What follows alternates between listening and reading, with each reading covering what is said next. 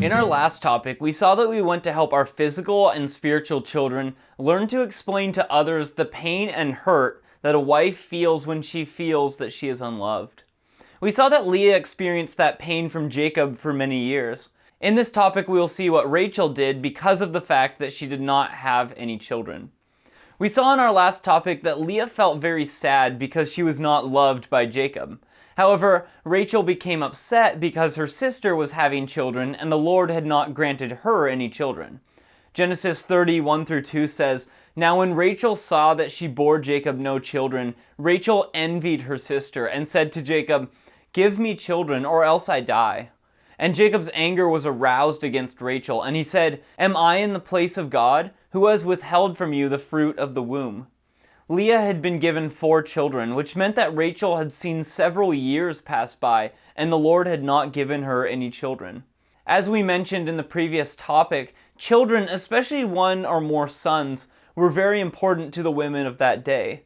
As the years went by, we see that Rachel envied Leah because she had given birth to 4 sons. The word translated envied means jealousy, envy, or zealous, and speaks of a very strong emotion. It can speak of the strong feeling that one has because someone else has something the first person desperately wants. Rachel envied her sister because her sister had 4 sons and she desperately wanted at least one son, but she did not have any children. This feeling within her became so strong that Rachel could no longer keep quiet. However, she could not say anything to her sister because Jacob loved her, and it was obvious to both sisters that he did not have that same love for Leah.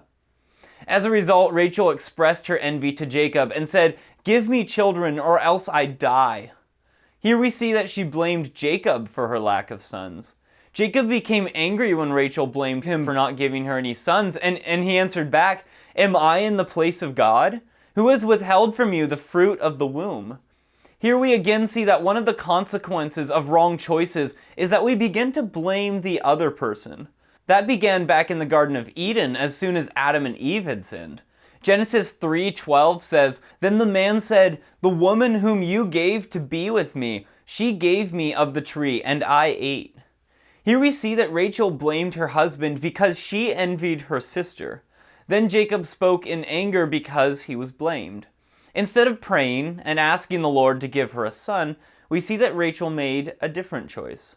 Genesis 30:3-8 says, "So she said, 'Here is my maid Bilhah. Go into her, and she will bear a child on my knees, that I also may have children by her.' Then she gave him Bilhah her maid as wife, and Jacob went into her. And Bilhah conceived and bore Jacob a son. Then Rachel said, 'God has judged my case, and he has also heard my voice and given me a son.' Therefore she called his name Dan. And Rachel's maid Bilhah conceived again and bore Jacob a second son. Then Rachel said, 'With great wrestlings I have wrestled with my sister, and indeed I have prevailed.' So she called his name Naphtali." Here we see that Rachel made the same choice Sarah had made many years earlier. She asked Jacob to have sexual relations with her maid so she could have a son through her maid. This did not solve the conflict, but only brought more people into the conflict. Jacob followed the instructions of Rachel and went into Bilhah. Then Bilhah became pregnant. When the child was born, it was a son. Rachel chose to name that son Dan, which means justice. As a result, that child was given a name which would speak of the conflict between Rachel and Leah throughout his life. In fact, that name still points back to the conflict between the 2 sisters. This is a reminder of the continuing consequences of sin. The choice of Sarah to give Hagar to Abraham so that she could have a son still has daily consequences because of the conflict between the Jews and the descendants of Ishmael. Genesis 16:11-12 says, "And the angel of the Lord said to her, 'Behold, you are with child, and you shall bear a son. You shall call his name Ishmael, because the Lord has heard your affliction. He shall be a wild man, his hand shall be against every man, and every man's hand against him. And he shall dwell in the presence of all his brethren.'" Then Genesis 21:9-10 adds, "And Sarah saw the son of Hagar the Egyptian, whom she had borne to Abraham, scoffing. Therefore she said to Abraham, "Cast out this bondwoman and her son, for the son of this bondwoman shall not be heir with my son, namely with Isaac." That conflict continues today. Rachel was not satisfied with one son and she wanted another. As a result, Bilhah became pregnant by Jacob again, and a second son was born. When this son was born, Rachel said, "With great wrestlings I have wrestled with my sister, and indeed I have prevailed." This time Rachel named her son Naphtali, which means "my wrestling." In this statement by Rachel, we also see why she gave this name to the second son. Rachel said that she had wrestled with her sister and prevailed. This statement tells us that a strong spirit of competition had developed between the two sisters. Instead of the sons providing a source of joy and peace, their names showed that Rachel felt these two boys, born to her maid, had given her a victory over her sister. That attitude of victory over her sister caused Leah to react with an attitude of competition. That is shown by what Leah chose to do next. Genesis 39-13 says, "When Leah saw that she had stopped bearing, she took Zilpah her maid and gave her to Jacob as wife. And Leah's maid Zilpah bore Jacob a son. Then Leah said, 'A troop comes.' So she called his name Gad. And Leah's maid Zilpah bore Jacob a second son. Then Leah said, 'I am happy, for the daughters will call me blessed.' So she called his name Asher." Throughout the books of the Old Testament, we see this same spirit of competition in families as a result of the choices of men to violate the first principle given about marriage in Genesis 2:24, where we read, "Therefore a man shall leave his father and mother and be joined to his wife, and they shall become one flesh." The violation of this first principle led to many conflicts. In 1 Samuel 1, we see that Elkanah had two wives. 1 Samuel 1, 5-6 says, "But to Hannah he would give a double portion, for he loved Hannah, although the Lord had closed her womb. And her rival also provoked her severely to make her miserable, because the Lord had closed her womb." Here we see that Peninnah made life miserable for Hannah. Then 2 Samuel 13 tells us how Ammon was killed by his half-brother because he committed incest with Tamar. 2 Samuel 13:28-29 says, "Now Absalom had commanded his servants, saying, 'Watch now, when Ammon's heart is merry with wine, and when I say to you, strike Amnon, then kill him. Do not be afraid. Have I not commanded you? Be courageous and valiant.' So the servants of Absalom did to Amnon as Absalom had commanded. Then all the king's sons arose, and each one got on his mule and fled." Here we see that one brother ordered the brother of another brother because of the conflict between the sons of different wives of David. Here in Genesis, we see how the competition between Leah and Rachel continued to get worse.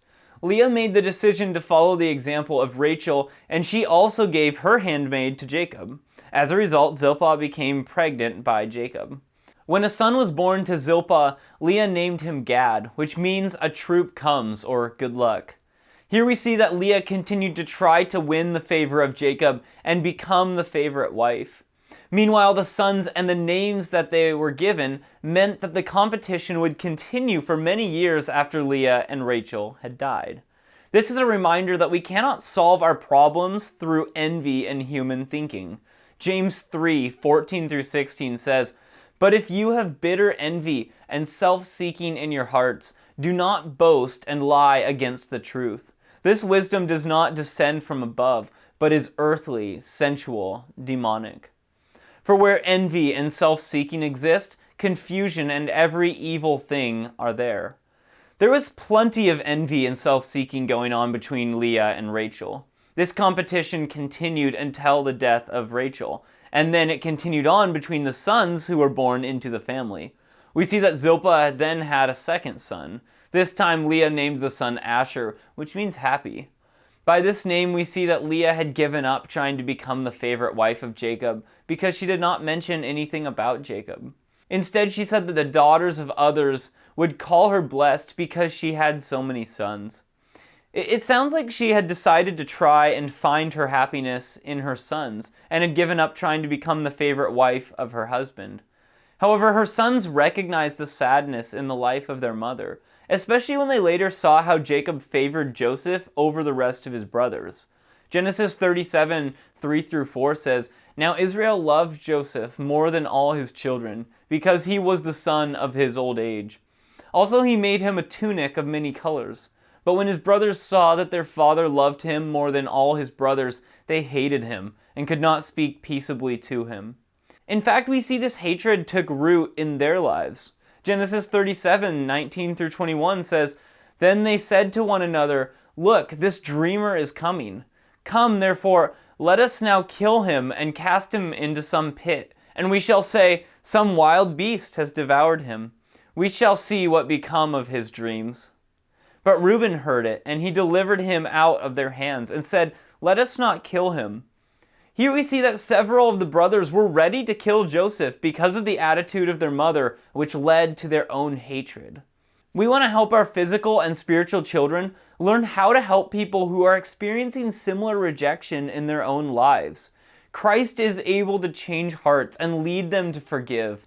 May the Lord richly bless you as you help your children learn to explain true forgiveness to others.